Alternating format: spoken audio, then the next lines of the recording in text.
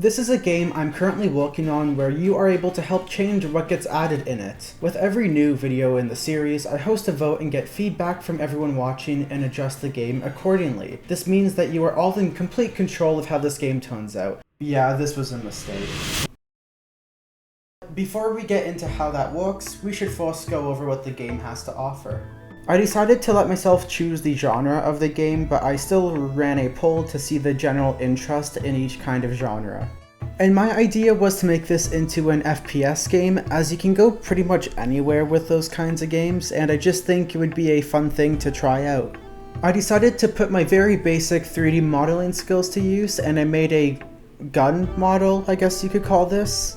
I made sure to add some subtle weapon sway, as it makes the gun feel a lot less static when you move around, which is a tiny but really impactful addition. I made the most basic reload animation to exist, where the gun just moves down and then it moves back up, and I tried to make a fancy system to make a recoil but then still let the gun move with other stuff, but then I decided to leave that for later. So to cope with the fact that I overcomplicate code all the time, I decided to make a muzzle flash instead to add a little bit extra to the game and also some sound effects. However, we need something to fight in the game. Just take one look at this guy, who wouldn't want to beat him up? And my one goal for this guy was to make some enemy AI that actually works decently well using a few different things. And today is the day that I graduate from being a terrible game developer to a mediocre one.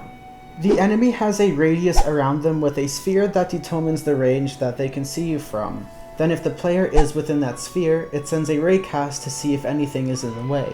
If the raycast doesn't hit anything between the player and the enemy, then the enemy gets told that the player is there, and otherwise no update happens. Which means that you can make the enemy lose track of you if you move correctly. I will definitely be sure to expand on this system in the future, but I think it's a good foundation for now.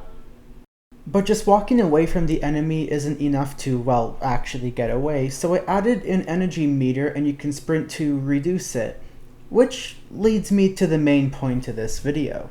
We don't currently have any special ability for the energy system. And now, I could always think of my own, but let's remember what the goal of this series is. Now that you know what we are currently working with for the game, let's talk about how the voting is going to work.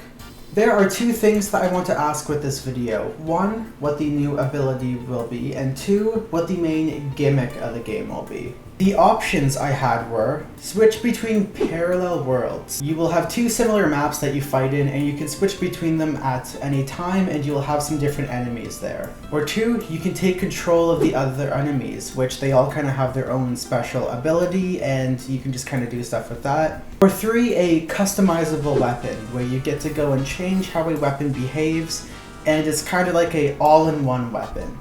I will have a poll on my community tab for this, and I will give it a few days, and then I will go based off the answer of that. But we also need an ability for the player. Now this is where the top comment, which is the one with the most amount of likes, within the time that I go and choose to actually look at the answers, assuming it's okay to add into the game, will be added as an ability into the game. So if you want to see how this game evolves, be sure to subscribe, as, it's a series, multiple videos type thing.